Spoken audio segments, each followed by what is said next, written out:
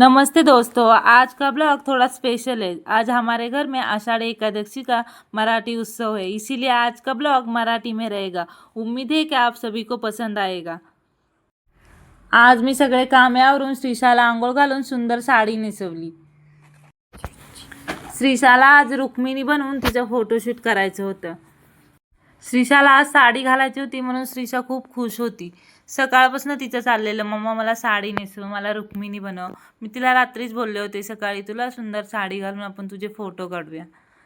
श्रीशाला sari, makeup, jewellery ह्या गोष्टी खूप जास्त आवडतात।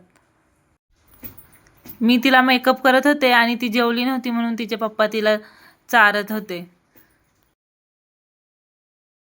आम्ही जेव्हा गावावरनं येतो तेव्हा सगळं साहित्य घेऊन यावं लागतं। इथे जम्मूमध्ये काहीच नाही भेटत। गावावरून येताना आधी कुठले उत्सव आहेत, कुठले सण आहेत हे बघून लागणारं साहित्य सगळं जेव्हा सुट्टीला जातो तेव्हाच घेऊन येतो। आणि श्रीशाला कानातलं नाकातलं घालताना खूप त्रास होत होता। तिला नाकातली घातली का शिंकायला येत होतं आणि ती नाकातली पडत होती। जोपर्यंत माझं श्रीशाला आवरायचं चाललं होतं तोपर्यंत श्रीशाचे पप्पा मेकअपचं साहित्य भरून ठेवत होते। फायनली श्रीशाला तयार केली आणि हा होता आजचा श्रीशाचा रुक्मिणीचा लुक।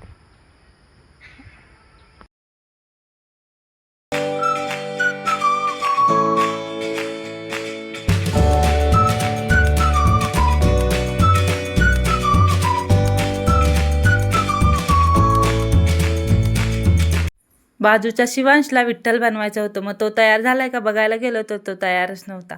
तोपर्यंत श्रीशाचे 1-2 व्हिडिओज काढून घेतले। मग नंतर आमचा विठ्ठल पण आला आणि हे आमच्या नव्या विवाहाचे विठ्ठल रुक्मिणी। जरा फोटो काढा म्हणजे लगेच पोज द्यायला रेडी।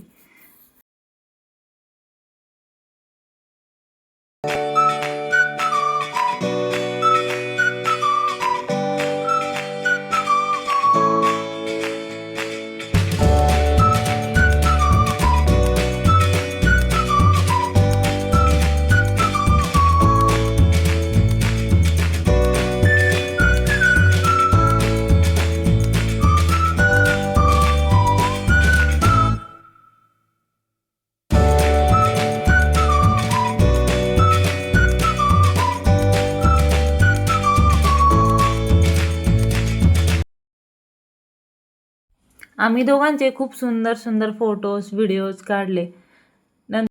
घरी येऊन दोघांची पहिली दृष्ट काढली। खूप सुंदर दिसत होते दोघं पण।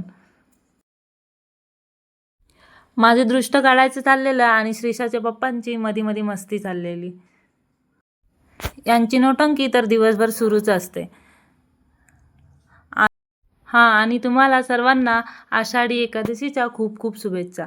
आणि आहोंचं जर ड्युटीला जायच्या आधी जर लवकर आवरलं तर त्यांचे असे नाटकं सुरूच राहतात। जाता जाता श्रीशाला पण मारून गेले। फायनली या दोघांची दृष्ट मी काढली।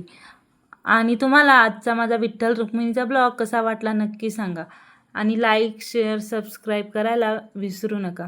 Thank you for watching my blog. भेटूया पुढच्या ब्लॉगमध्ये।